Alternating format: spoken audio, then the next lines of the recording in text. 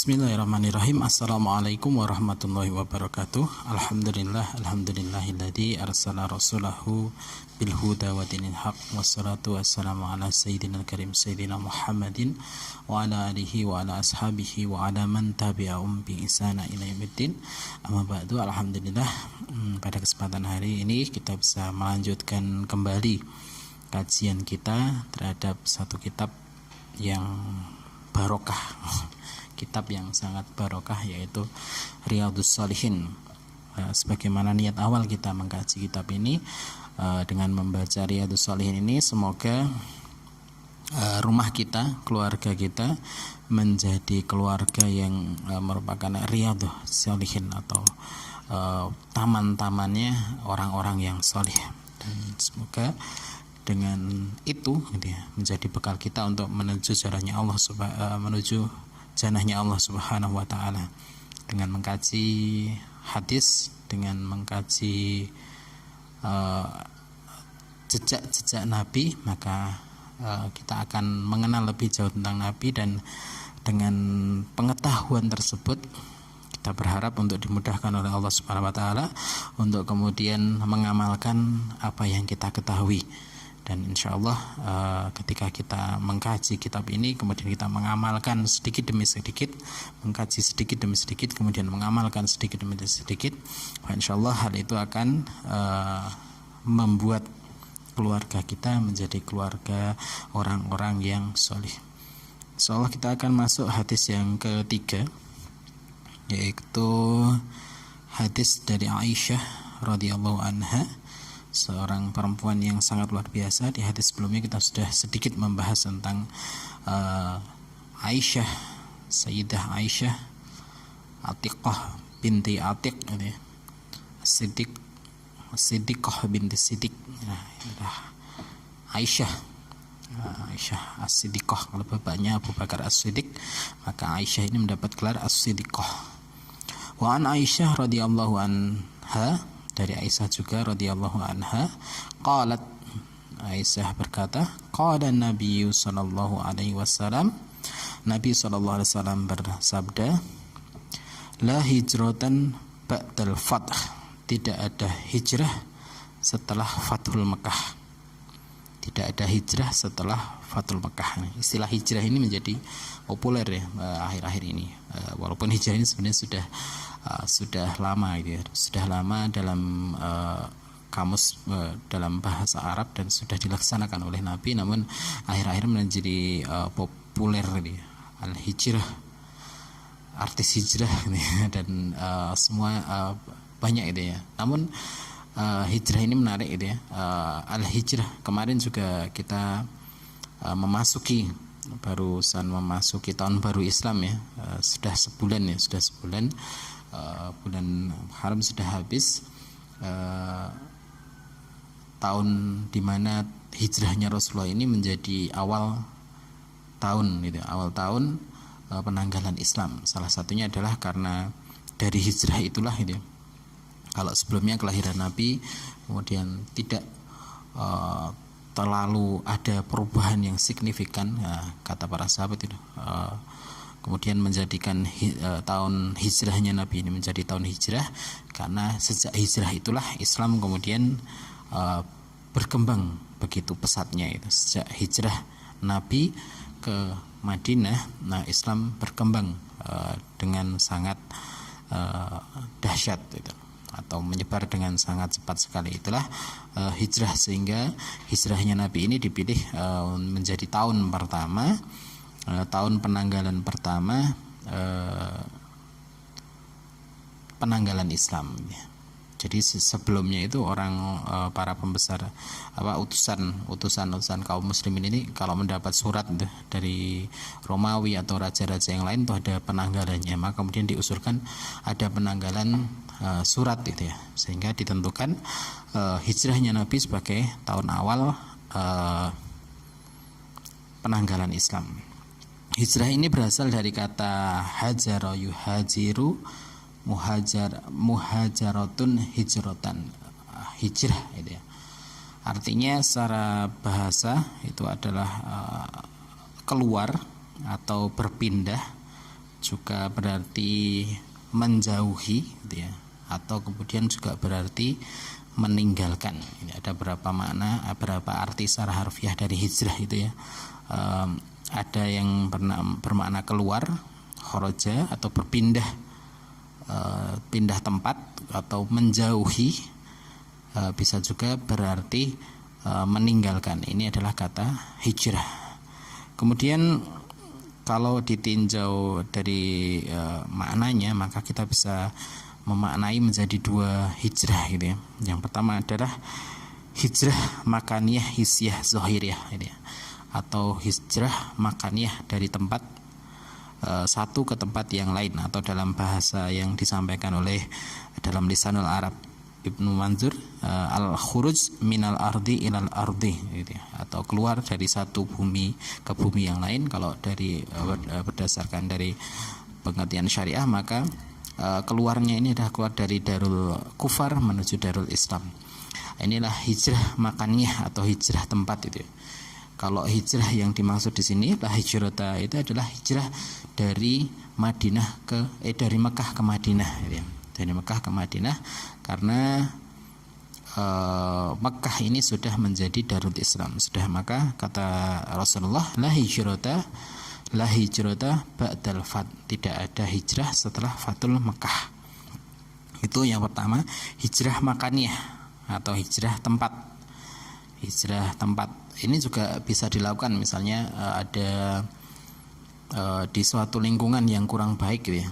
Kalau kemarin lingkungan terkait dengan lingkungan yang solih dalam pendidikan anak, maka ada beberapa opsi gitu ya. Yang pertama, kalau memang sudah tidak bisa melakukan apa-apa gitu ya, hijrah itu di satu lingkungan itu sudah sangat rusak gitu ya, kemudian kita sudah tidak bisa melakukan apa-apa, maka hijrah ini lebih baik, hijrah ke darul Islam, ke negeri yang solih, atau ke tempat, ke kampung yang lebih solih, atau ke perumahan yang lebih solih. Ini bisa dilakukan. Tapi kemudian ketika walaupun mungkin lingkungannya sudah rusak, tapi kemudian bisa bisa berkontribusi untuk memperbaiki umat, maka kesabaran di dalam tempat itu atau kampung itu untuk memperbaiki masyarakat itu lebih baik. Kemudian itu ya, jadi bisa hijrah ke tempat dari yang tidak bagus, tidak kondusif gitu ya. Kemudian kalau kita berada di sana justru malah kita terpengaruh menjadi jelek, maka masih ada hijrah seperti ini. Tapi kalau hijrah yang dimaksud di hadis ini, tidak ada hijrah setelah Fathul Mekah, karena Fathul Mekah sudah menjadi Darul Islam. Kemudian makna hijrah yang kedua adalah hijrah haliyah ma'nawiyah batiniyah gitu ya, atau hijrah secara maknawiyah, secara batiniyah gitu ya. Ini adalah hijrah yang selalu harus kita lakukan. Ini fardu ain ya. Dalam kitabnya Risalatul Tabukiyah, Imam Ibnu Qayyim Al-Jauziyah bahkan kemudian menghukumi hijrah hati ini ya, maknawiyah, hijrah maknawiyah atau hijrah hati ini menjadi fardu ain bagi kita. Dan beliau membagi hijrah kepada Allah ya. Hijrah kepada Allah, yang pertama hijrah kepada Allah adalah badan kita tetap di tempat itu ya, kemudian hati kita kemudian hijrah kepada yang dicintai Allah dan meninggalkan yang dibenci oleh Allah Subhanahu wa taala. Ini hijrah kepada Allah Subhanahu wa taala. Kemudian ini sebagai esensi kita, sebagai perwujudan la ilaha illallah Muhammad Rasulullah. Kemudian hijrah yang kedua menurut Ibnu Qayyim tadi adalah hijrah hati kepada Rasulullah Muhammad SAW. Maknanya adalah mengikuti apa yang kemudian diperintahkan oleh Rasulullah dan meninggalkan larangan-larangan yang dilarang oleh Rasulullah. Ini dua makna hijrah yang kemudian disampaikan oleh Ibnu Qayyim. Makna hijrah hati ya, makna hijrah hati yang kedua ini, dan beliau Ibnu Qayyim, kalau hijrah maknanya seperti ini maka itu fardu ain bagi kita. Maka inilah yang kemudian bisa kita lakukan untuk hijrah hijrah dan ini harus kita lakukan setiap hari untuk hijrah menuju dari sesuatu yang dibenci oleh Allah menuju sesuatu yang dicintai oleh Allah, dan juga hijrah dari sesuatu yang dibenci oleh Allah menuju sesuatu yang dicintai oleh Allah, dan yang kedua hijrah kepada Rasulullah dari sesuatu yang dibenci oleh Rasulullah menuju sesuatu yang dicintai oleh Rasulullah.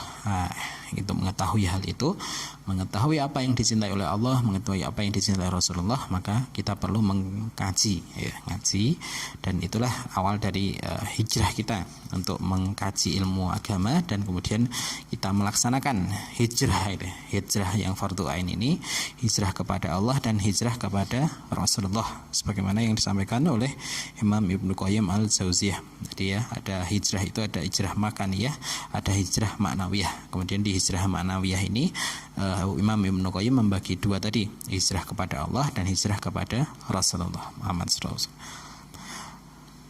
La hijrata ba'dal fath, tidak ada hijrah setelah Fathul Makkah. Walakinnal jihad wan niyah, gitu ya. Akan tetapi jihad dan niat itu akan selalu ada, gitu ya. Akan tapi jihad itu mujahadah, bersungguh-sungguh, gitu ya. Namun ada juga jihad dalam artian kital, gitu ya. Dalam artian perang, dalam artian untuk menebarkan agama Islam ini, namun tidak harus jihadnya maksudnya tidak harus dengan perang juga, gitu ya. Kalau sekarang dan jihad perang itu ada sangat syarat-syaratnya yang sangat banyak itu. Salah satunya harus ada pemimpin, ada komandan kaum muslimin. Tidak boleh jihad sendiri-sendiri seperti terorisme ngebom. Itu bukan jihad, ya. Itu bukan jihad, akan tapi pemahaman yang salah tentang jihad. Ada fikih tersendiri yang membahas tentang jihad kital ini. Namun sebenarnya banyak juga jihad yang bisa kita lakukan, jihadun nafs, dia memperbaiki diri kita, bersungguh-sungguh memperbaiki diri kita, itu termasuk bagian dari jihad. Kemudian berdakwah itu juga termasuk bagian dari jihad untuk i'la'i kalimatillah, untuk meninggikan kalimat Allah Subhanahu wa taala. Sekali walakinal jihad wan niyat, dan niat. Yang ada adalah jihad dan niat.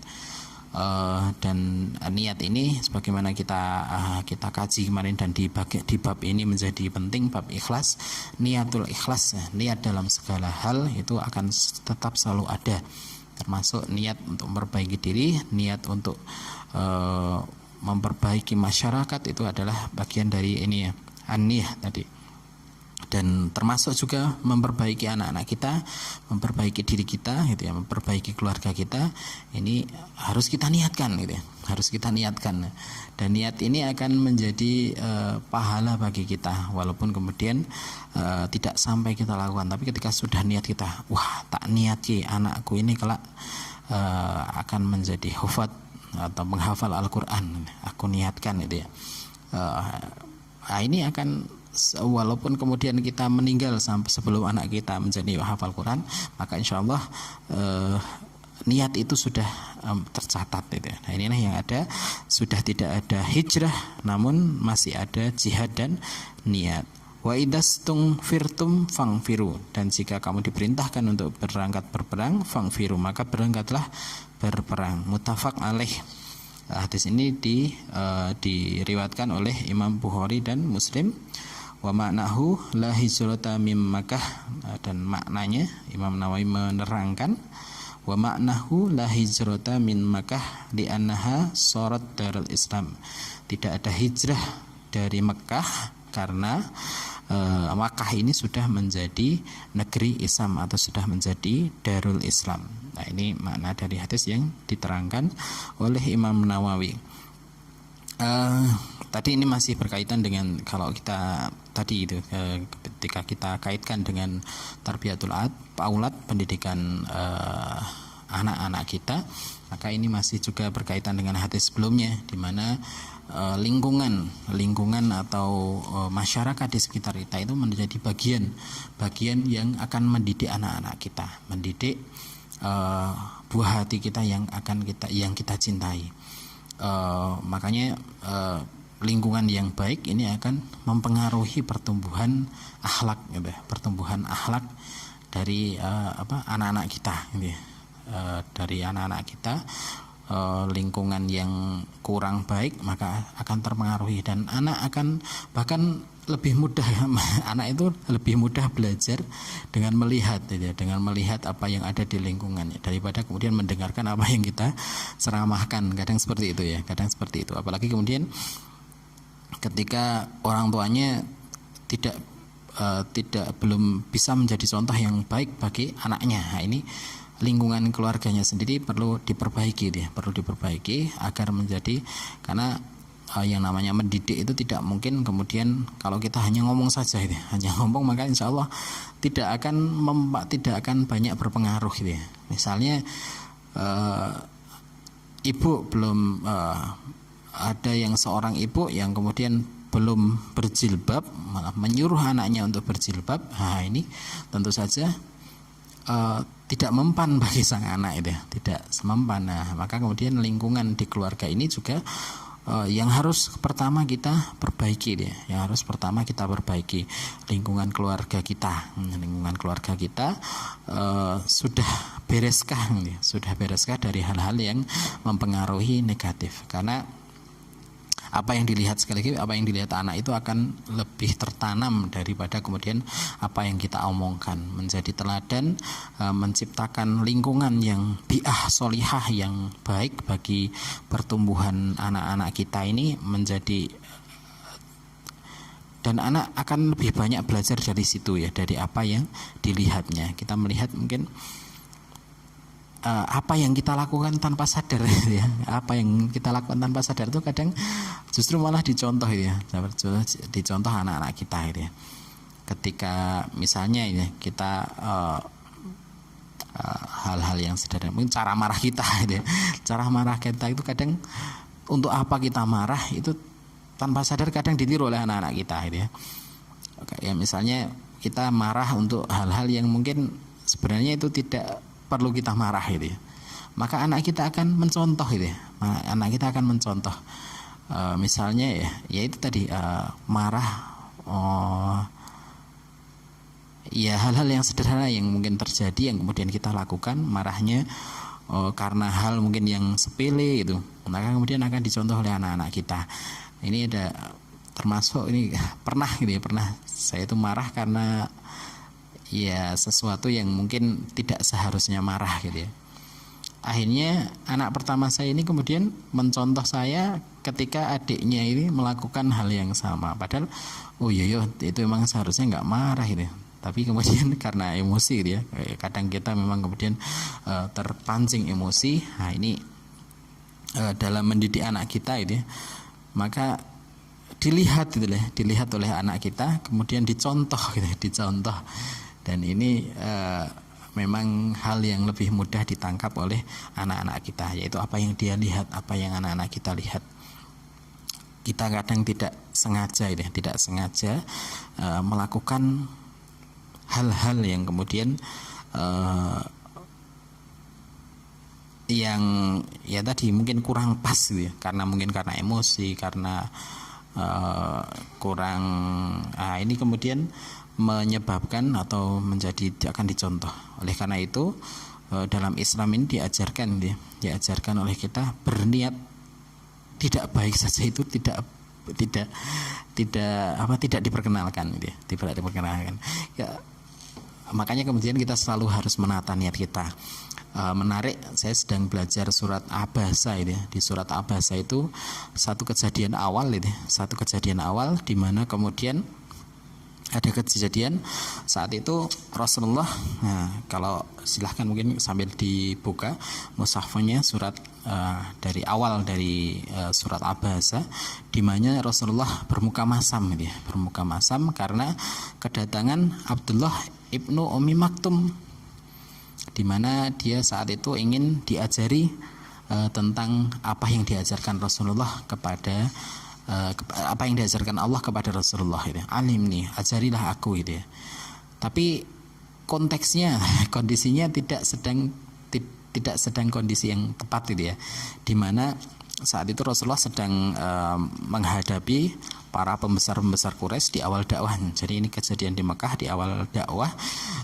Rasulullah sedang bernegosiasi dengan Walid bin Mughirah, Abu Jahal dan pembesar-pembesar Quraisy ya, yang biasanya menyiksa orang-orang Islam gitu ya. Kemudian Rasulullah sedang berdakwah kepada para pembesar ini, orang-orang Quraisy, Walid bin Mughirah dan ya paman-paman Rasulullah yang merupakan tokoh-tokoh Quraisy gitu ya. Tokoh-tokoh Quraisy yang kemudian sebenarnya tidak salah itu ya, tidak salah apa yang dilakukan Rasulullah itu tidak salah, karena Rasulullah ini ya mendakwai. Kalau tujuannya Rasulullah mungkin ketika para orang pembesar Quraisy ini masuk Islam, maka Islam akan tersupport dengan baik gitu ya, tersupport atau terdukung dengan baik gitu ya, sehingga di Mekah yang mungkin masih baru Islam yang masih itu bisa teraman gitu, minimal bisa aman gitu, bisa amal dari siksaan para pembesar Quraisy gitu ya. Namun ada Abdullah ibnu Umi Maktum yang buta gitu ya, seorang ponakan, seorang sepupunya Khadijah ya, sebenarnya Khadijah, Abdullah ibnu Maktum, seorang buta miskin gitu ya, seorang buta yang miskin, kemudian datang wah kayak rapat gede dengan para pembesar Quraisy, malah daftar seorang buta gitu ya, seorang buta, kemudian alim nih minta diajari kepada Rasulullah. Ternyata Rasulullah ini abasa itu kalau dalam bahasa Arab bermuka masam, kalau diterjemahkan dalam Al-Quran bermuka masam, atau ada saudara ulama yang menjelaskan itu mengerutkan dahi gitu. Jadi belum sampai keluar kata-kata Abdullah bin Maktum pergi, tidak seperti itu, tidak sampai keluar kata-kata, dan itu kepada orang yang buta Abdullah bin Maktum. Jadi bermuka masam kepada orang yang buta, yang nggak lihat orang tadi Abdullah bin Ibnu Maktum tidak melihat tidak melihat wajah Rasulullah. Tapi hal ini ditegur oleh Allah Subhanahu wa taala, karena Allah ingin bahwa Rasulullah ini memiliki akhlak yang azim, akhlak yang sempurna gitu ya. Karena ini ada Rasulullah memiliki misi li utami makarimal akhlak, untuk menyempurnakan akhlak yang mulia. Maka ini ditegur oleh Allah Subhanahu wa taala. Dan ini menjadi pelajaran bagi Rasulullah itu ya, pelajaran bagi Rasulullah untuk kemudian membenarkan visinya itu ya. Jadi visi Islam itu bukan kemudian untuk tadi ya, mungkin ekspansi atau perluasan, tapi pertimbangan ini adalah pertimbangan samawiyah, pertimbangan yang itu tadi. Jadi orang yang paling bertakwa itulah yang kemudian harusnya didahulukan oleh Rasulullah. Dan ini menjadi teguran bagi Rasulullah. Bahkan kemudian di kemudian hari Rasulullah menyebut ahlan wa sahlan, wahai orang yang membuat aku ditegur oleh Allah datang dengan kepada ketika Abdullah bin Maktum itu datang disambut dengan gembira oleh Rasulullah. Nah, ini satu hal yang perlu kita perbaiki dalam diri kita ya, termasuk itu tadi wazan, timbangan kita ketika bersikap gitu ya, sehingga menciptakan bi'ah solihah, lingkungan yang baik untuk pendidikan anak kita. Ini begitu sangat urgentnya, sangat pentingnya gitu ya, karena apa yang dilihat oleh anak-anak kita itu akan menjadi hal pertama yang akan dia contoh gitu ya. Marah kita, kemudian cara kita bersikap, bersikap kepada anak-anak kita, cara kita bersikap kepada orang tua kita yang masih merawat orang tua, mungkin cara kita kepada orang tua kita itu juga akan dia contoh kelak oleh anak-anak kita. Bagaimana kita bersikap kepada orang tua kita itu akan dicontoh. Itulah yang menjadi awal, dan rumah tangga itu rumah kita menjadi madrasah yang pertama, benar menjadi madrasah. Dan kalau bisa ya benar kita jadikan madrasah itu. Rumah kita itu benar-benar kita jadi madrasah, tempat yang untuk thalabul ilmi dan tempat untuk mentarbiyah anak-anak kita, mendidik anak-anak kita. Dan tadi lingkungan yang paling utama dalam mendidik anak kita adalah lingkungan keluarga, dan ini perlu kemudian kita perbaiki, kita luruskan niatnya, luruskan apa ya, luruskan dari awal gitu ya, niatan awalnya gitu ya, niatan awalnya dalam berumah tangga gitu ya. Kalau mungkin dulu niatannya kurang benar, kita luruskan gitu ya. Nah, rumah tangga kita adalah rumah tangga untuk mencari ridho Allah Subhanahu wa taala. Begitu juga ketika kita mendidik anak-anak kita luruskan gitu ya. Kita gunakan untuk dalam rangka untuk mencari ridho Allah Subhanahu wa taala, dalam kesungguh-sungguh dalam berjihad dan dalam niatan kita untuk kemudian li'ilahi kalimatillah, untuk mencari ridho Allah Subhanahu wa taala. Demikian mungkin sedikit hadis yang ketiga, hadis pendek. Semoga bermanfaat dan semoga kita bisa mengaplikasikan dalam kehidupan saya khususnya kehidupan saya, kemudian kehidupan kita semua gitu ya, kehidupan keluarga kita, sehingga kelak anak-anak kita benar-benar menjadi anak-anak yang solihah, yang kemudian menjadi penenang, qurrata a'yun bagi diri kita gitu ya. Semoga apa yang kita baca ini menjadi landasan kita kemudian dalam kita mendidik anak, dan kita dimudahkan oleh Allah Subhanahu wa taala untuk mengamalkan ilmu yang kita dapatkan. Wallahu a'lam bishawab. Subhanakallahumma wa bihamdika asyhadu an la ilaha illa anta astaghfiruka wa atubu ilaik. Wassalamualaikum warahmatullahi wabarakatuh.